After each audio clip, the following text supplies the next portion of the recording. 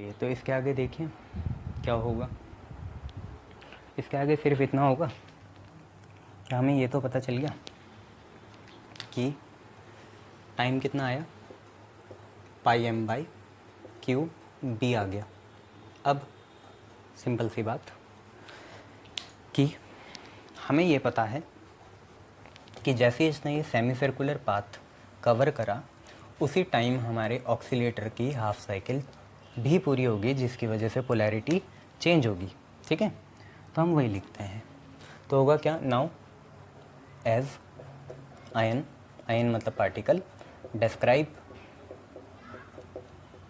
Semi circular path, semi circular path, the half cycle of oscillator is completed, therefore polarity of किसकी, डीज की, डीज की polarity क्या होगी, change हो जाएगी। मतलब time taken to cover semi circular path is equal to time taken for the polarity change. इस समय पोलैरिटी भी चेंज हो जाएगी। तो इसकी वजह से क्या होगा, तुम पूरा टाइम भी लिख देना है ना, टी बेस में मत लिखना। Time taken to cover the semi circular path is equal to time taken to change the polarity of the oscillator. अब एक सिंपल सी बात, इसके बाद क्या होगा, इसके बाद ये होगा कि नाउ पहले D1 नेगेटिव था तो अब D2 क्या बन जाएगा, negative. Therefore ion will be attracted, ion will be attracted towards किसके तरफ, D2, मेकिंग, अब बड़ा सेमी सर्किल बनेगा बड़े रेडियस का, making semi circle of bigger radius, बड़े रेडियस का सेमी सर्किल बनेगा। And this process is happening again and again, happening again and again, making bigger and bigger radius, बड़े से बड़ा रेडियस बनता रह रहा है, बिगर एंड बिगर रेडियस, बड़े से बड़ा रेडियस बनते जा रहा है। इसकी वजह से क्या होगा, अब सिंपल सी बात है, बड़े से बड़ा रेडियस बनेगा। अब when ion will get sufficiently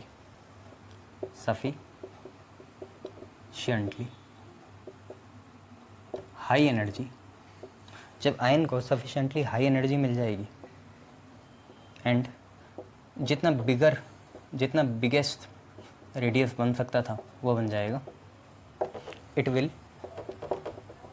will leave out, भाग जाएगा, कहाँ से, फ्रॉम विंडो W, और हमारा ऑब्जर्वर उसे कैच करके जो भी उसे डेटा निकालना था उससे वो निकाल लेगा।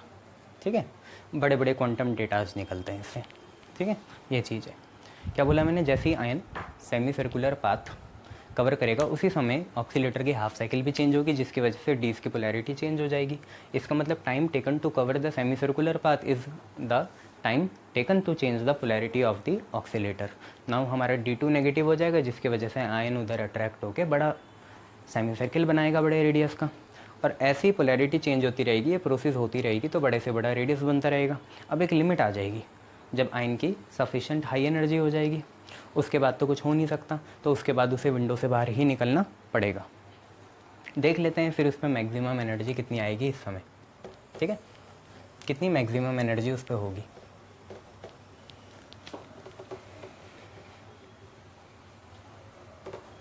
तो हम देखते हैं मैक्सिमम एनर्जी पॉजिटिव आयन की कितनी होगी। Maximum energy of positive ion.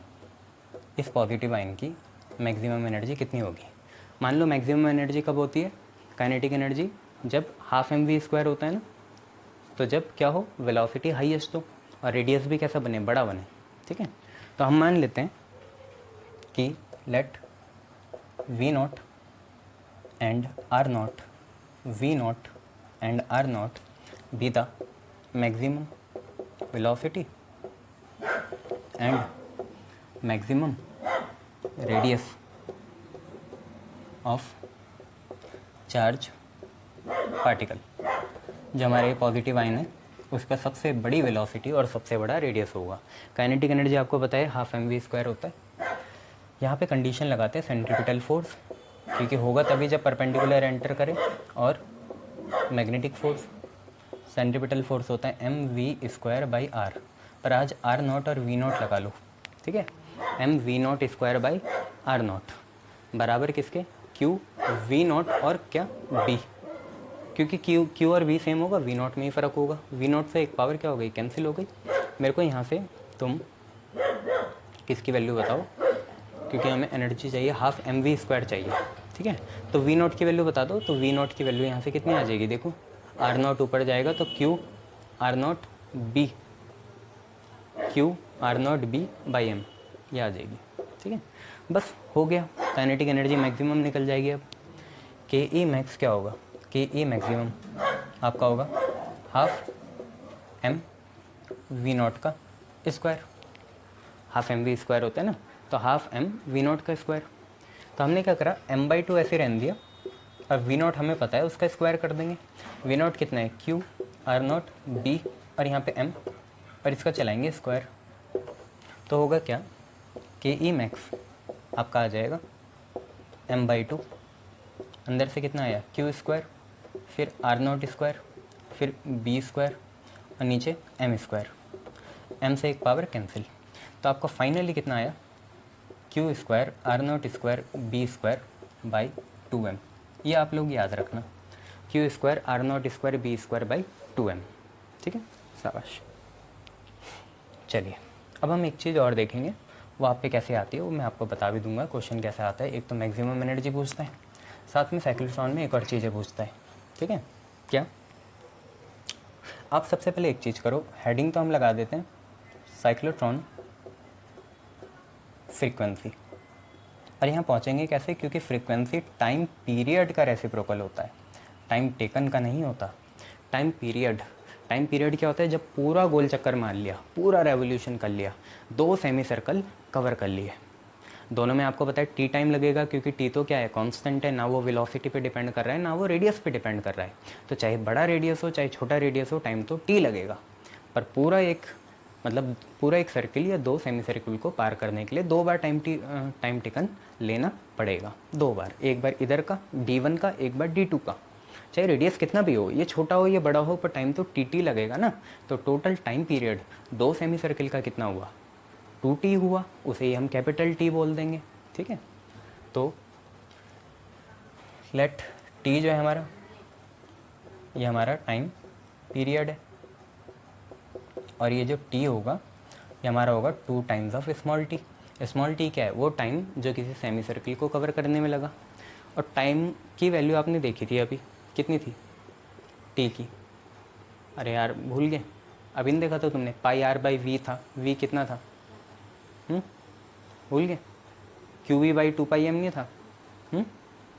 बस क्या करोगे तुम, अरे πm/qv था ना टाइम पीरियड, तो t की वैल्यू क्या आई, πm/ कितना, qb, ये रहा। ठीक है, तो अगर मैं फ्रीक्वेंसी की बात करूँ तो ये होगी। ठीक है, ये हमारी साइक्लोट्रॉन फ्रीक्वेंसी हो गई, साइक्लोट्रॉन फ्रीक्वेंसी। और ये साइक्लोट्रॉन फ्रीक्वेंसी टाइम टेकन नहीं, टाइम पीरियड के रेसिप्रोकल होगी। फ्रीक्वेंसी पूरे राउंड को देखती है, पूरे गोल चक्कर को, और टाइम पीरियड कितने है, 2πm/qb, तो ये हो जाएगा qb/2πm। तो आप पे क्वेश्चन ऐसे आता है, देख तो पहले तो आपने फ्रीक्वेंसी देख ली कितनी आई, qb/2πm। आपसे बोलते हैं कि proof that the cyclotron frequency is independent of the radius and the velocity. आपसे बोलते हैं cyclotron frequency is independent of the radius and velocity, जो कि आपको दिख रहा है। तो this frequency is independent of क्या क्या चीज़, radius and velocity of ion, radius and velocity of ion के इंडिपेंडेंट होगी, ये बात है। अब मेन बात ये है कि यहाँ पे आपको देखना है कि ये क्वेश्चन कहाँ से शुरू करें कहाँ पे ख़त्म करें। अगर आप पे ये आया तो आप टाइम की वैल्यू डायरेक्ट डाल सकते हैं, कितनी है πm/qb, और थोड़ा सा लिख देना कहाँ से आया है टाइम। पहले वेलोसिटी निकालना है, fc = fb करके, वहाँ से वेलोसिटी आ गई और टाइम टेकन आपको पता ही होता है क्या होता है, πr/v, और वहाँ से फिर ये शुरू कर देना तो आ जाएगा। अगर मैक्सिमम काइनेटिक एनर्जी की बात आई तब भी आपको fc और fb तो लिखना ही पड़ेगा, बस वहाँ से कर लेना। सब चीज़ ख़त्म हो गई, बस साइक्लोट्रॉन के लिमिटेशंस देखते हैं क्या क्या है। देखो साइक्लोट्रॉन बेस है मैग्नेटिक फील्ड और इलेक्ट्रिक फील्ड पे, और मैग्नेटिक फील्ड और इलेक्ट्रिक फील्ड का डायरेक्ट रिलेशन होता है चार्ज पार्टिकल से। तो एक तो इसकी लिमिटेशन यह है कि इसमें अनचार्ज पार्टिकल जैसे न्यूट्रॉन हो गया या मॉलिक्यूल्स हो गए, उनको हम एक्सेलरेट नहीं करा सकते। तो limitations of cyclotron, limitations of cyclotron में पहली तो यही होगी, क्योंकि ये मैग्नेटिक फील्ड और इलेक्ट्रिक फील्ड पे बेस है जो कि चार्ज पे डिपेंड करता है। तो न्यूट्रल पार्टिकल्स जैसा आपके एंटी न्यूट्रिनो भी होते हैं, ये सारी चीज़ें होती हैं ना, तो न्यूट्रल पार्टिकल्स या न्यूट्रॉन, और हैवी लेने पड़ेंगे तो न्यूट्रॉन ही लेना पड़ेगा, एंटी न्यूट्रिनो का तो कोई मास नहीं होता। तो न्यूट्रल पार्टिकल और neutron can't be accelerated by this, पहली बात तो ये, इनसे ये तो एक्सेलरेट नहीं हो सकते। दूसरी बात, this can only be used for heavy positive ions या पार्टिकल्स, और पॉजिटिव होने चाहिए, लाइक आपका अल्फ़ा पार्टिकल हो गया, हीलियम बोल सकते हो, यही होता है, ड्यूट्रियम हो गया, इनके लिए यूज़ कर सकते हैं आप ETC, ठीक है। उसके बाद प्रोटॉन भी कर सकते हैं। इसके बाद इलेक्ट्रॉन को यहाँ एक्सेलरेट नहीं कर सकते। क्यों नहीं कर सकते मैं आपको बताता हूँ। इलेक्ट्रॉन मतलब negatively charge, electron can't be accelerated by this. क्यों नहीं कर सकते, तो इसके पीछे रीज़न है क्योंकि मास of electron alpha particle, proton, deuterium के कंपैरिजन में बहुत कम होता है। इलेक्ट्रॉन का मास प्रोटॉन, ड्यूट्रियम, अल्फ़ा पार्टिकल के कंपैरिजन में बहुत कम होता है। कम मास होगा। अब आप खुद सोचो, आप पे फुटबॉल है, एक ही फोर्स है, आप अपने फुट का यूज़ कर रहे हो, एक ही फोर्स से आपको कॉस्को की बॉल को मारना है और फुटबॉल को मारना है, कौन दूर जाएगी? आपको ही पता है, जिसका मास कम है फुटबॉल और ऊँची ऊपर चली जाएगी या और डिस्टेंस वो कवर कर लेगी। यहाँ पे भी यही चक्कर है कि छोटा सा भी अगर हम इलेक्ट्रिक फील्ड अप्लाई कर देंगे ना, इलेक्ट्रॉन का मास इतना छोटा है कि उसके लिए इतनी छोटी सी इलेक्ट्रिक फील्ड भी बहुत ज़्यादा एनर्जी का चेंज लाएगी। ये छोटा सा इलेक्ट्रिक फील्ड का चेंज भी इलेक्ट्रॉन का मास क्योंकि क्या है, बहुत कम है, तो उसमें बहुत बड़ा एनर्जी चेंज लाएगा।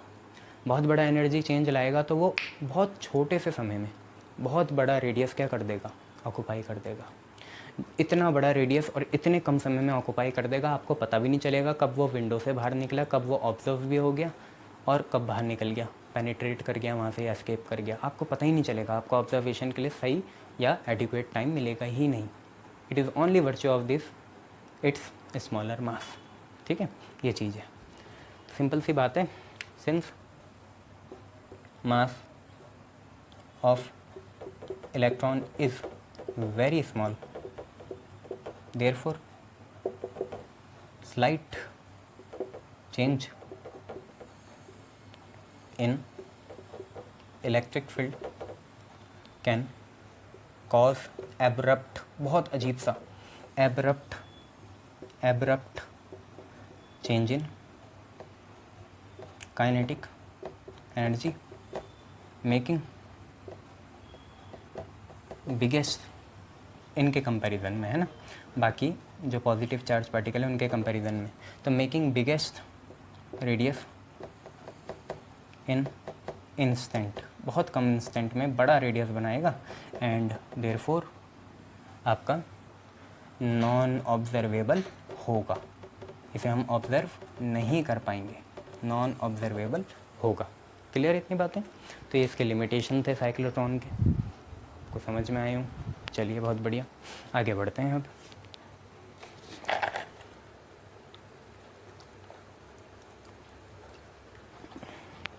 एक मिनट,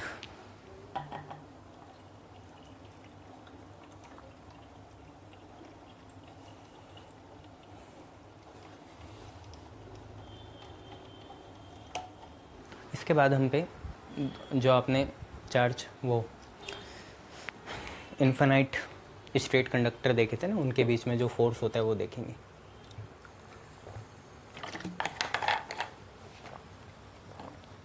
तो आप पे जो नई हेडिंग आएगी वो कुछ इस तरह है। पहले तो आप ना डेरिवेशन एक छोटा सा ये टॉपिक देख लो, अगर इसके डेरिवेशन की नीड पड़ेगी तो आगे कवर करेंगे। अभी हमने ये देख लिया एक बार पहली वीडियो में कि जब कोई चार्ज पार्टिकल किसी मैग्नेटिक फील्ड में एंटर करता है तो उस पर फोर्स कितना लगता है, Q V B sine theta. मान लो अब कंडक्टर ही एंटर कर रहा है किसी मैग्नेटिक फील्ड में तो कितना लगेगा, ठीक है। तो चार्ज पार्टिकल का तो आपको पता है Q V B sine theta होता है। बस एक नोट डाल के लिख लो कि फोर्स, इसके डेरिवेशन बाद में करेंगे, force on a current carrying conductor place in external magnetic field. External magnetic field में कितना फोर्स होगा करंट कैरिंग कंडक्टर में, ये हम पे बात है, ठीक है। सिंपल सी बात है, मान लो कि हम पे यहाँ पे नॉर्थ पोल है और यहाँ पे साउथ पोल है, इनकी वजह से मान लो ऐसे हम पे एक इक्विडिस्टेंट मैग्नेटिक फील्ड लाइंस की वजह से मैग्नेटिक फील्ड बन गई, और हमने यहाँ पे एक करंट कैरिंग कंडक्टर रख दिया। मान लो ये रहा, इसमें ऐसे आई करंट कैरी है, और मान लो ये मैग्नेटिक फील्ड या मैग्नेटिक फील्ड लाइंस के साथ थीटा एंगल बना रहा है, ठीक है। तो होगा कितना, और मान लो ये कंडक्टर खुद कितनी लेंथ का है, एल लेंथ का है ऐसे, तो यहाँ पे जो फोर्स होगा वो होगा आई एल क्रॉस बी। कैसे आया देखेंगे डेरिवेशन में यार आगे, अभी तो हम कोई बड़ी मुर्गी फंसा रहे हैं, ठीक है, बड़ी डेरिवेशन करना चाहते हैं। तो force is equal to I L cross B. तो जब खोलेंगे तो force is equal to I L B sine theta आएगा, ठीक है, ये याद रखना, force is equal to I L B sine theta. जबकि वहाँ पे फोर्स कितना था चार्ज पार्टिकल पे, Q V B sine theta. आप कोई एनालॉजी यहाँ से बना नहीं सकते। हाँ, पर एक चीज़ कर सकते हो, आपको अगर याद हो तो हमने एक चीज़ करी थी कि आई डी एल था ना, आई डी एल, हमने क्या करा था इसमें, अगर यहाँ पे हम करना चाहें, क्योंकि ये आई एल है ना, ये आई डी एल के जैसे है, तो हमने इसे आई डी एल को क्यू वी नहीं बनाया था, याद आया, चार्ज और वेलोसिटी के टर्म्स में करा था ना बाइट-सैवर्ट लॉ में। तो वही तो यहाँ पे है, क्यू वी की जगह कितना है, आई एल है, वही यहाँ पे हमने एनालॉजी लगाई। याद आया ना, D L by D T करा था, डी टी दोनों के साथ मल्टीप्लाई कर दिया था, भूल गए क्या यार, डी टी से मल्टीप्लाई और डी टी से डिवाइड। देखो D L by D T क्या होता है, डिस्टेंस अपॉन टाइम वेलोसिटी होता है, और चार्ज इनटू करंट कितना होता है, करंट इनटू टाइम कितना होता है, चार्ज होता है, आई टी क्यू होता है ना, Q is equal to I T, वही है, ठीक है। तो वहीं से आया ये, पर ऐसा भी कहना सही नहीं होगा, कुछ और ही चीज़ है ये, इसके डेरिवेशन करेंगे, अभी फार्मूला याद रखना। अब हम बड़ा गेम खेलने जा रहे हैं। वो बड़ा गेम क्या है कि force between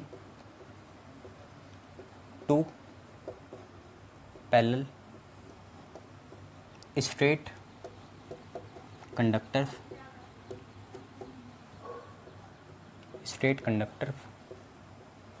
per unit length मतलब हम कंडक्टर यूनिट लेंथ का लेंगे और दो पैरेलल स्ट्रेट कंडक्टर के बीच में जो फोर्स होगा उसको हम ऑब्टेन करेंगे, ठीक है। और इन दोनों में कुछ करंट होगा, कैरिंग करंट, कुछ भी करंट, सेम हो अलग हो पता नहीं, पर कुछ करंट होगा। साथ में यहाँ पे हम 1 एम्पेयर की डेफिनेशन भी यहीं से निकालेंगे। अगर आपके पेपर में आया डिफाइन 1 एम्पेयर तो आप इसी के टर्म में लिखोगे, ये नहीं लिखेंगे कि 1 कूलम पर सेकेंड, ना भाई, क्या लिखेंगे, इसके टर्म में लिखेंगे, ठीक है। तो देखो ये होता कैसे है, तो इसमें ना केस 1 लेते हैं। देखो पहले केस 1, दोनों केस लिख लेना, ज़्यादा टाइम नहीं लगता। तो केस 1 क्या है कि हम क्या करते हैं, दो पैरेलल कंडक्टर्स बना लेते हैं ऐसे, है ना, यूनिट लेंथ के हैं ये, एक यूनिट लेंथ के। मान लो दोनों पे ऊपर की तरफ एक पे I1 और एक पे I2 करंट फ्लो कर रहा है, ठीक है। अब आपको पता है अगर किसी कंडक्टर में करंट फ्लो करता है तो उसमें मैग्नेटिक फील्ड बनती है, दोनों में ही बनेगी मैग्नेटिक फील्ड, I1 में भी बनेगी, I2 में भी बढ़ेगी। और स्ट्रेट कंडक्टर का आपको पता है μ0I/2R होता है, याद है ना। स्ट्रेट कंडक्टर में कितना आता है, दो जगह से करा हुआ, बाइट सेवट लॉ से भी और एम्पेयर सर्किटल लॉ से भी, भूल गए, μ0/4πI/A sin φ1 plus sin φ2, sin φ1 को भी 1 लिख लिया था, 90 था ना φ1, और φ2 को भी 90 था तो 1 लिख लिया था, तो sin φ1 प्लस sin φ2 आपका 1 + 1 कितना आया था, 2 आया था। तो μ0/4πI/A × 2 आएगा, तो 2I/A, μ0/4π 2I/A, वही है ये। तो दो स्ट्रेट कंडक्टर हैं हम पे, I1 और I2, तो लिख लेते हैं, कंसीडर 2 स्ट्रेट कंडक्टर्स, नाम दे दें इनको कुछ, ठीक है, C1 D1 और C2 और D2, दो स्ट्रेट कंडक्टर हैं, नाम भी दे दिए, C1 D1 और C2 D2। तो consider 2 straight conductors C1 D1 and C2 D2 carrying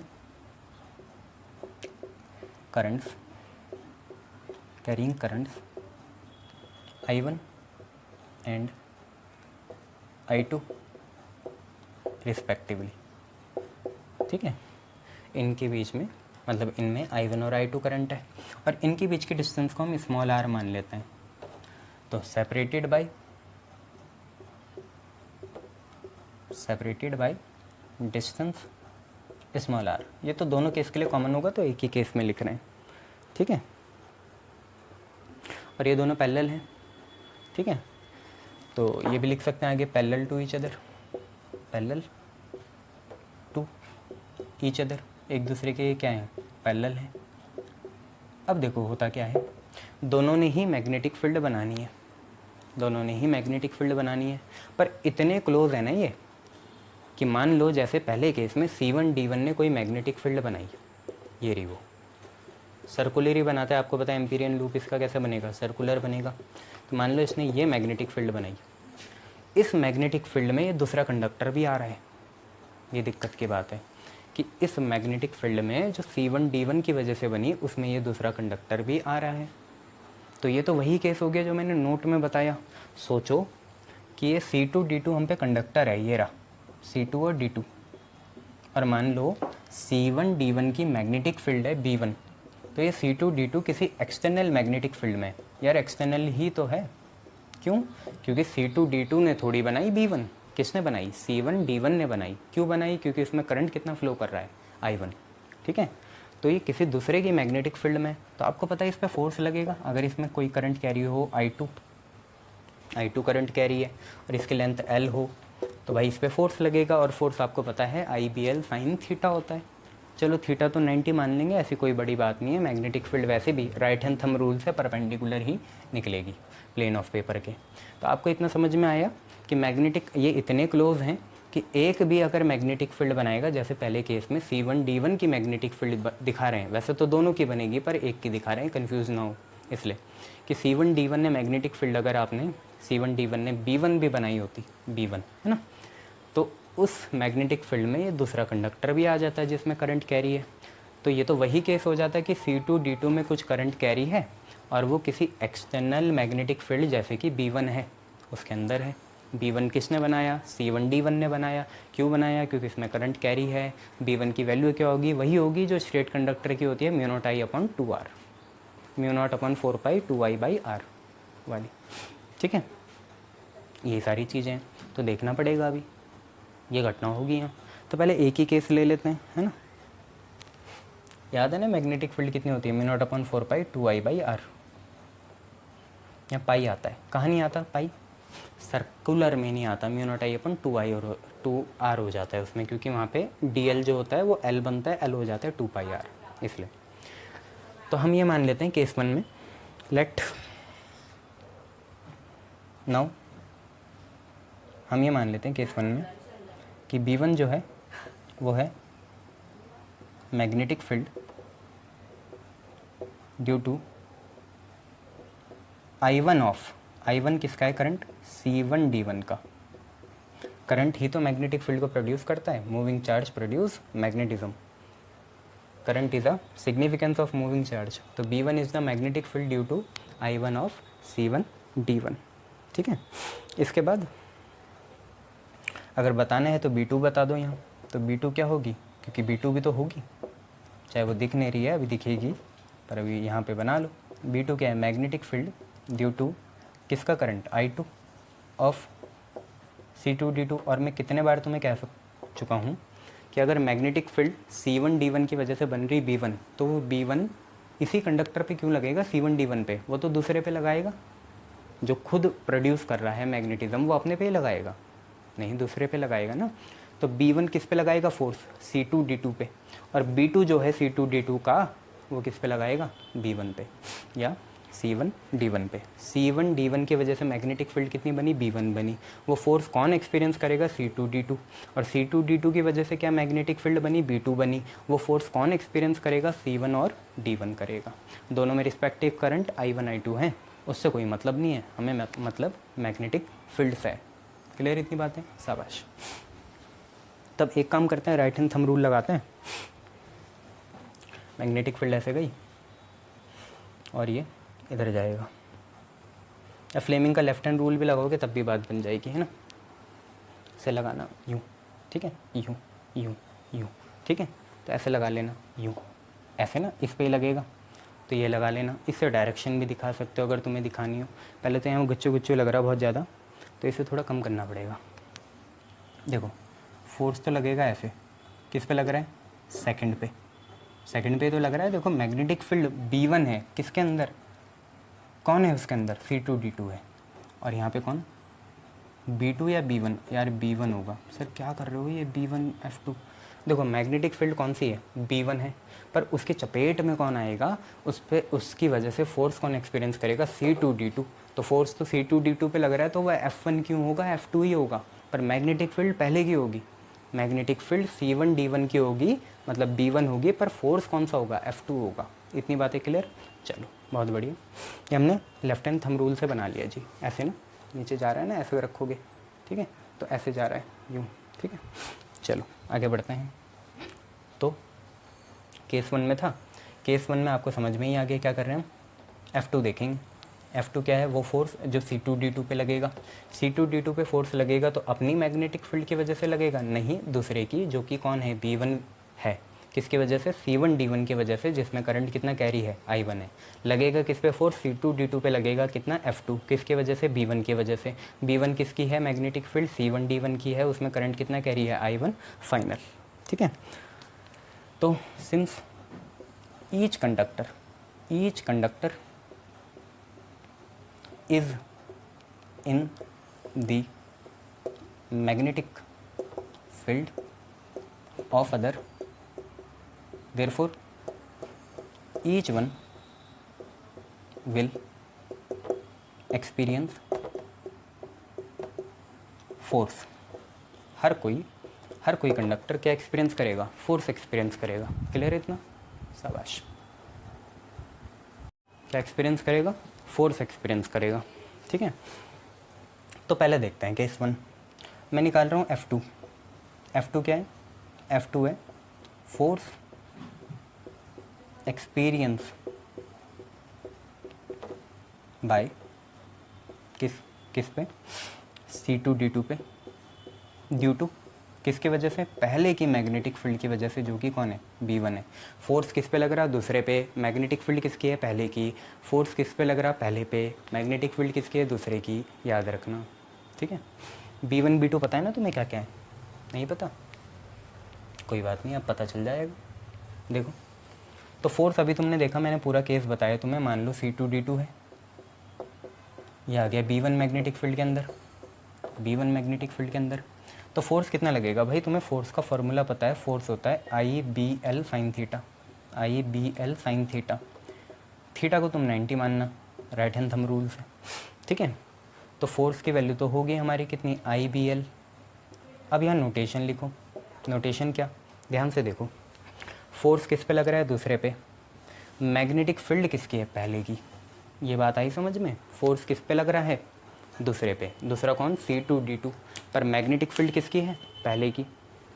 force दूसरे पे है पर मैग्नेटिक फील्ड किसकी है, पहले की। याद रखो, फोर्स दूसरा, मैग्नेटिक फील्ड क्या, पहला। फोर्स पहला, मैग्नेटिक फील्ड क्या, दूसरा। पहला दूसरा, दूसरा पहला। F1 B2 F2 B1, ठीक है। पर यहाँ पे तो 2 ही आएगा यार। सर क्यों, फिर 2 क्यों आया, तुमने देखा नहीं ना फिर ये एक्सप्रेशन। मैं क्या बोलता था, जैसे C2D2 है, इस पर करंट कितना कैरी है, I2। मैग्नेटिक फील्ड एक्सटर्नल कितनी है, B1। तो यहाँ से बताओ मुझे फोर्स क्या होगा, फोर्स होगा दूसरे पे। और दूसरे ने कितना करंट कैरी करा है, I2। तो दूसरे का कैरिंग वाला करंट लिखते हो ना, पहले का तो नहीं लिखते। पहले का सिर्फ क्या आता है, मैग्नेटिक फील्ड आती है पहले की। पहले की सिर्फ क्या आती है, मैग्नेटिक फील्ड। बाकी सारी चीज़ किसकी आएगी, दूसरे की। पहले का सिर्फ क्या आएगा, मैग्नेटिक फील्ड।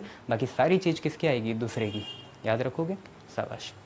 तो F2 किस पे लग रहा है, दूसरे कंडक्टर पे। करंट कितनी है, I2 है। मैग्नेटिक फील्ड किसकी, पहले की। और यहाँ पे कितना आएगा, L आएगा। L1 लिखो, दोनों का लेंथ तो सेम ही है ना, ये है। तो F2 आया आप पे I2 B1 L, शाबाश। मैं बोल रहा हूँ फिर, अब तुमने डायग्राम तो देख लिया, अब डायग्राम किसी काम का नहीं है, दूसरा डायग्राम बनाएंगे, तुम्हें पता ही चल गया। मैग्नेटिक फील्ड किसकी है, पहले की। कहाँ तक पहुँची, दूसरे तक। दूसरे पे क्या लगेगा, फोर्स। कौन सा, F2। किसकी वजह से, पहले की वजह से। पहला कितना मैग्नेटिक फील्ड है, B1, ठीक है। तो हम निकालते हैं फोर्स पर यूनिट लेंथ।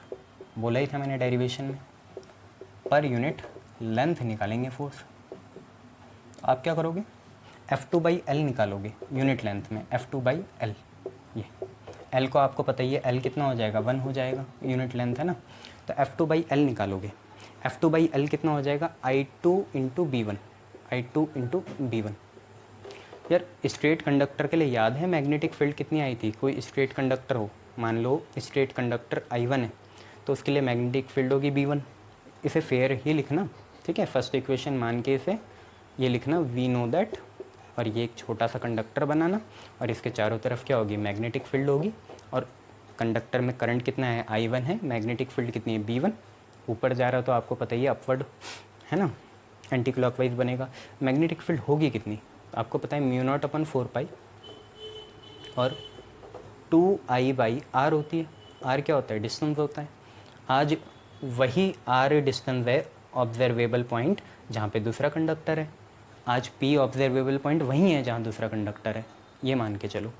अच्छा I क्या आएगा यहाँ, I2 क्यों आएगा, सर क्यों कंफ्यूज कर रहे हो इतना। I2 क्यों आएगा, I1 ही आएगा, करंट तो I1 है, तो यहाँ I1 लिख दो। ठीक है बेटा, I1 लिख दिया। अब इसे फर्स्ट में पुट कर दो, तो इसे पुट करेंगे फर्स्ट में, पुट इन फर्स्ट। कोई नहीं, दोबारा मौका मिलेगा तुम्हें, अभी केस 2 करोगे तब अच्छी तरीके से समझ में आएगा। तो अब देखो कितना आ गया,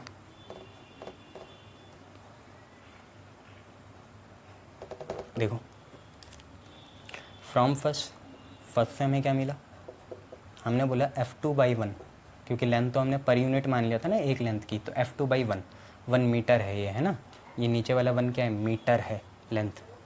I2 तो ऐसे ही रहेगा, शाबाश। और B1 की वैल्यू वाली डालो, कितनी, μ0/4π और कितना 2I1 और यहाँ पे कितना R। तो फाइनली F2/1 कितना आया, 1 जरूर लिखना, कितना आया, μ0/4π, शाबाश।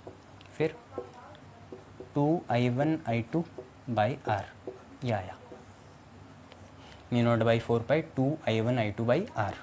ये क्या है, ये वो फोर्स है जो C2D2 पे लग रही है, किसकी वजह से? B1 मैग्नेटिक फील्ड की वजह से। B1 मैग्नेटिक फील्ड कहाँ किसकी है? C1 D1 की है, क्योंकि उसमें I1 करंट कैरी कर रहा है। और याद क्या रखना है, कोई कंडक्टर जो मैग्नेटिक फील्ड पैदा कर रहा है तो फोर्स उस पर क्यों लगेगा? दूसरे पे ही लगेगा।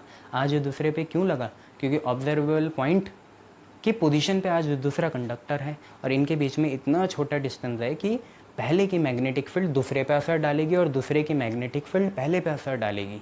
यहाँ असर का मतलब क्या है? फोर्स लगना। किस पे? दूसरे पे। मैग्नेटिक फील्ड पहले की, और अगर पहले पे लगा तो मैग्नेटिक फील्ड किसकी? दूसरे की। ठीक है, शाबाश। केस 2 देखते हैं यार और आगे बढ़ते हैं। केस सेकंड देखो, ये सारा आपको समझ में आया, ये डब्बे में बंद करना। अब देखो,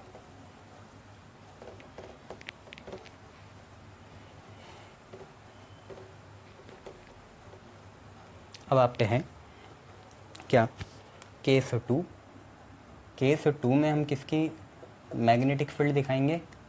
सर केस 1 में आपने C1 D1 की दिखाई जो कि B1 था। केस 2 में आपको C2 D2 की दिखानी चाहिए जो कि कितनी होगी? B2 होगी।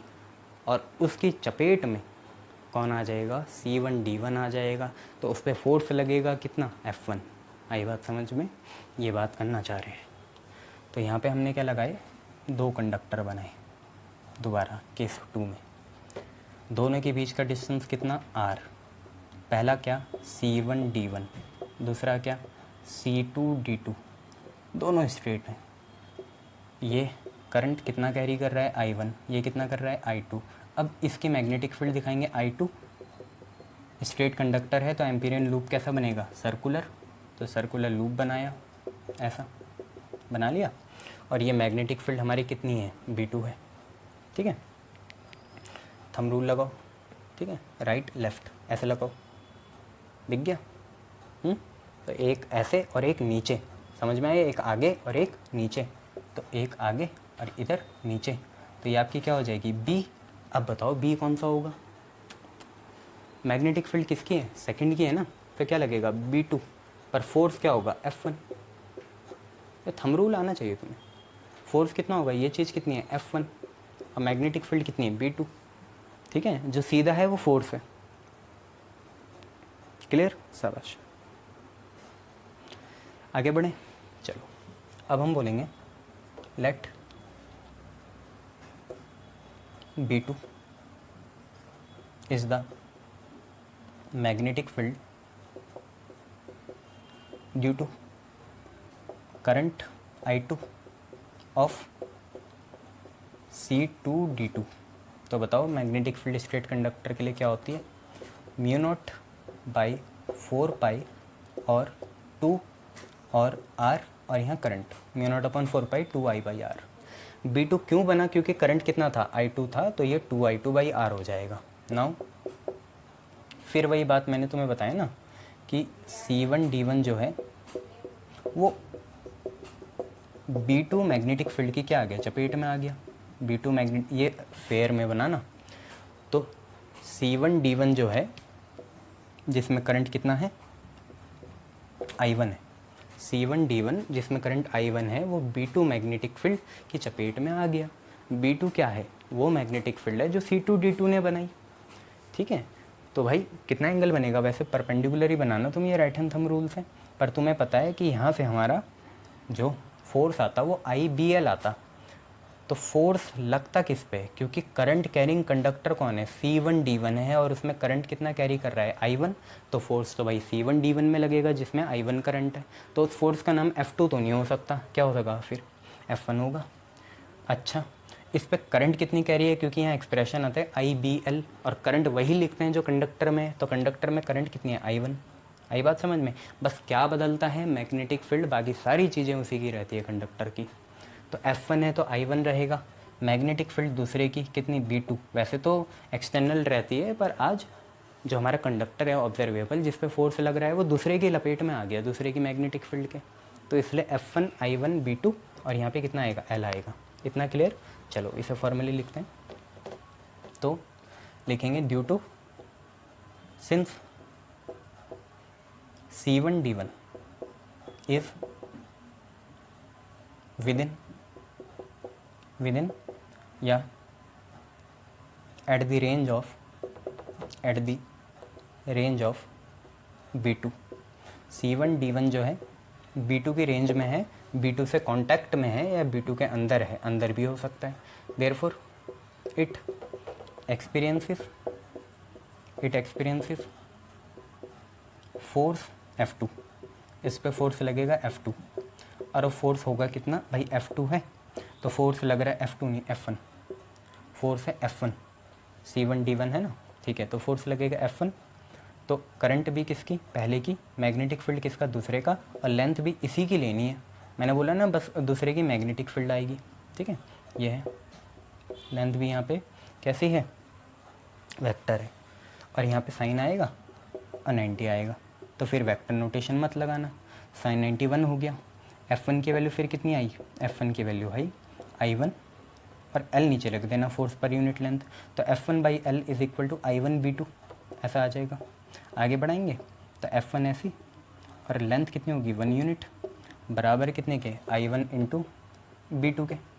अब B2 की वैल्यू आपको फर्स्ट से पता है या सेकंड से पता है, क्योंकि फर्स्ट तो आपने मान ही लिया, तो B2 की वैल्यू यहाँ पे कितनी हो जाएगी वो हम लोग लिख लेते हैं finally.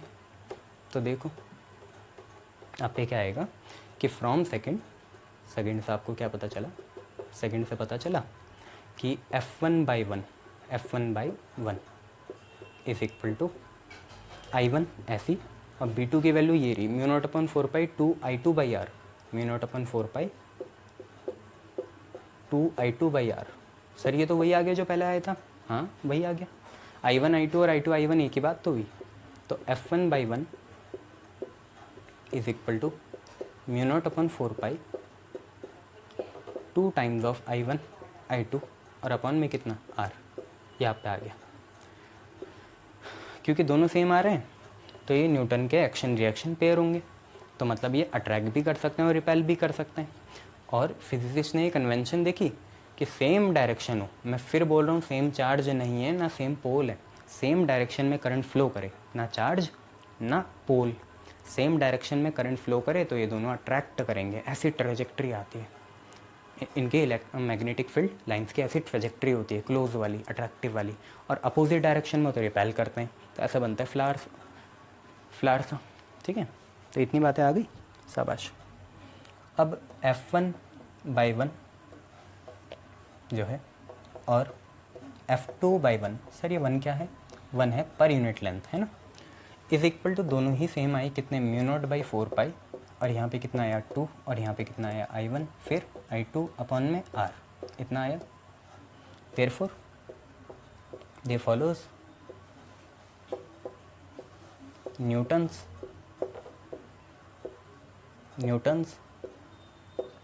Third law and are action reaction pairs.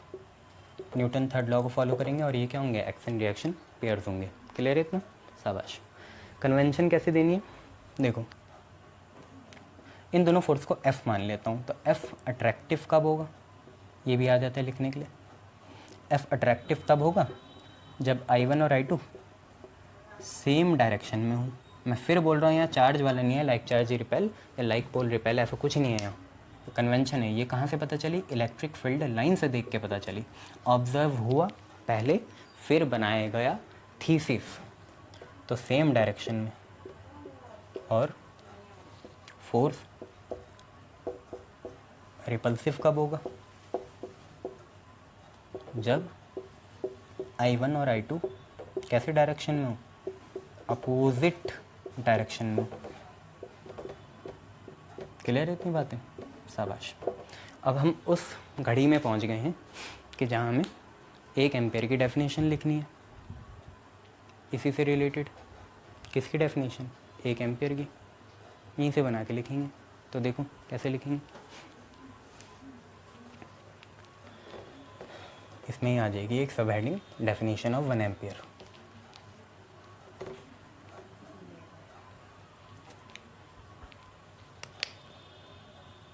Definition of 1 ampere, ठीक है। तो सिंस 1 एम्पियर पूरा लिख लूँ, ये लो 1 एम्पियर। तो कैसे आएगी देखो, सिंस आपको पता है कोई भी फोर्स हो, फोर्स पर यूनिट लेंथ, वो कितना आया, mu naught by 4 pi 2I1I2 by R आया, आर स्क्वायर नहीं है, हालांकि ये फोर्स है पर आर स्क्वायर नहीं है। ठीक है, तो सिंपल सी बात है। फिर एक काम करते हैं, दोनों कंडक्टर में मान लेते हैं 1 एम्पियर करंट है, सॉरी दोनों एम्पियर में मान लेते हैं कितना करंट है, 1 एम्पियर करंट है, और दोनों के बीच का डिस्टेंस भी 1 मीटर मान लेते हैं। तो क्या फ़र्क आया, तो फ़र्क कुछ ऐसा आया कि आप लोग देखो कि फोर्स बाई 1 कितना बना, आपका बना म्यू नॉट अपन 4 पाई, इसकी वैल्यू आपको पता है कितनी होती है, 10 की पावर -7 होती है। म्यू नॉट अपन 4 पाई की वैल्यू कितनी हुई, 10 की पावर -7। फिर लिया 2, I1 भी 1 एम्पियर, I2 भी 1 एम्पियर और डिस्टेंस भी 1। तो force by 1, force per unit length कितना आया, 2 × 10 की पावर -7 न्यूटन आ गया। यहीं से डेफिनेशन बनी, क्या बनी कि 1 एम्पियर वो करंट है जो 2 पैरेलल कंडक्टर में फ़्लो करता है। देखो दोनों में ही फ़्लो कर रहा है कि 1 ampere is that much current which when flow through 2 parallel conductors separated by 1 meter distance, then they exert a force of 2 × 10⁻⁻7 newtons upon each other। ऐसे तो नहीं बोलेंगे, न्यूटन नहीं बोलेंगे, ठीक है, न्यूटन अपॉन ईच अदर। ठीक है, ये चीज़ है, यहीं से बनी डेफिनेशन। ये नहीं कि 1 कूलम पर सेकेंड लिख रहे, यहाँ से चाह रहे होंगे वो डेफिनेशन, चाहे इंडिविजुअली आए चाहे साथ में आए। तो 1 ampere is that much current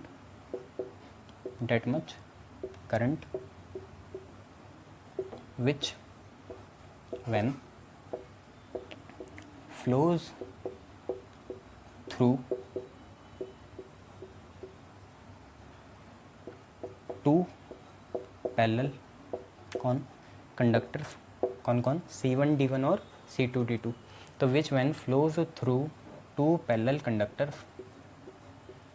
of unit length, ये भी इंक्लूड करना, of unit length, which when flows through 2 parallel conductors of unit length separated by 1 metre, exert force of कितना, वो इम्पॉर्टेंट है, 2 × 10⁻⁻7 न्यूटन अपॉन ईच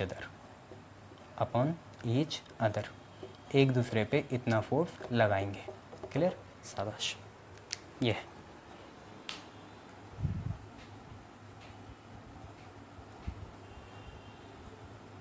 अब इसमें अगर कुछ इम्पोर्टेंट बातें और पता चलेंगी तो वो देख लेते हैं।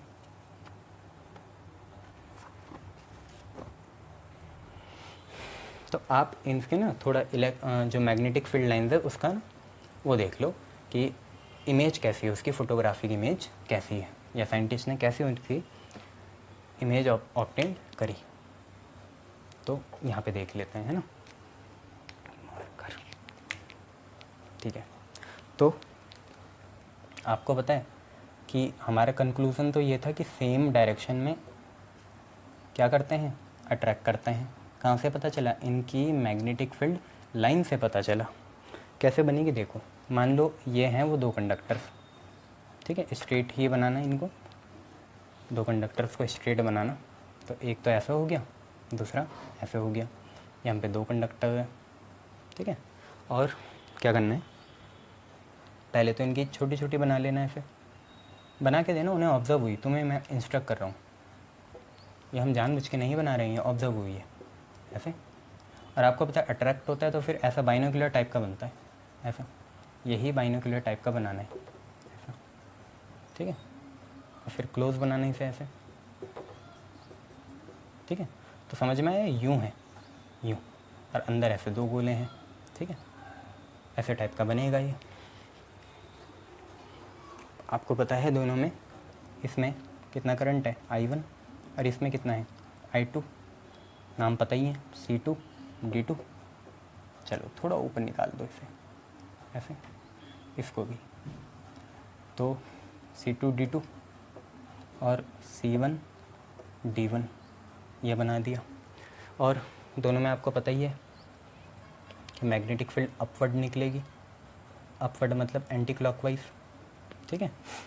तो एंटी क्लॉकवाइज बनाना, ऐसे जाएगी, एंटी क्लॉकवाइज बनाएंगे ना तो क्लॉक से उल्टा जाएगी, नीचे को जाएगी, ठीक है।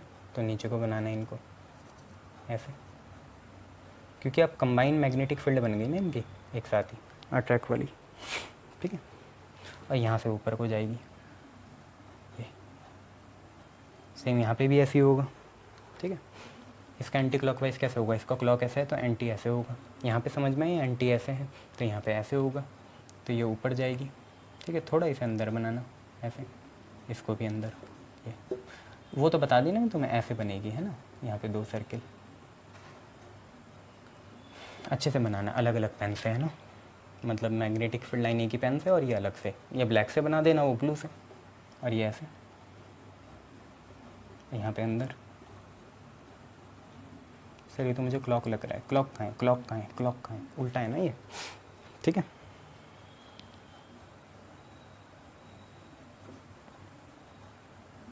अब खुद प्रेडिक्ट करो, इसका एरो अगर ऐसा है तो इसका एरो कैसे होगा, इधर की साइड होगा, ऐसे, ठीक है। और वाली तो तुम्हें पता है, वो तो रिपेल करेगी अगर अपोजिट डायरेक्शन में करंट है। तो पहले लिख लेते हैं,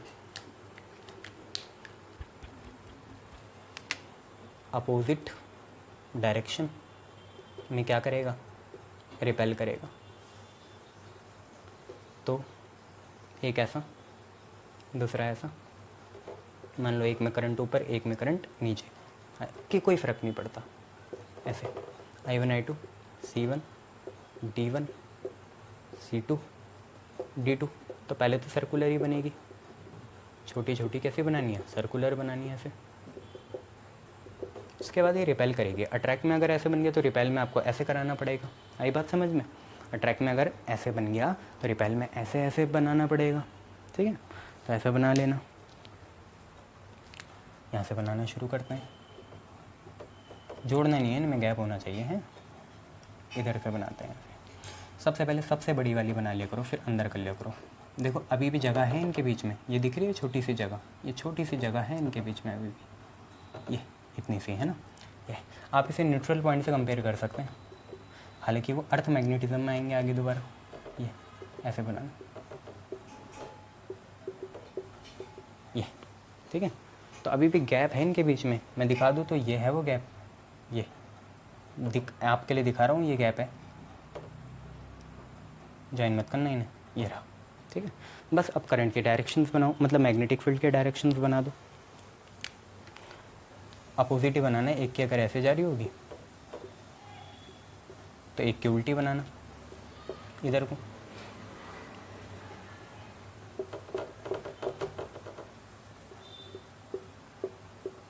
ऐसे ख़त्म,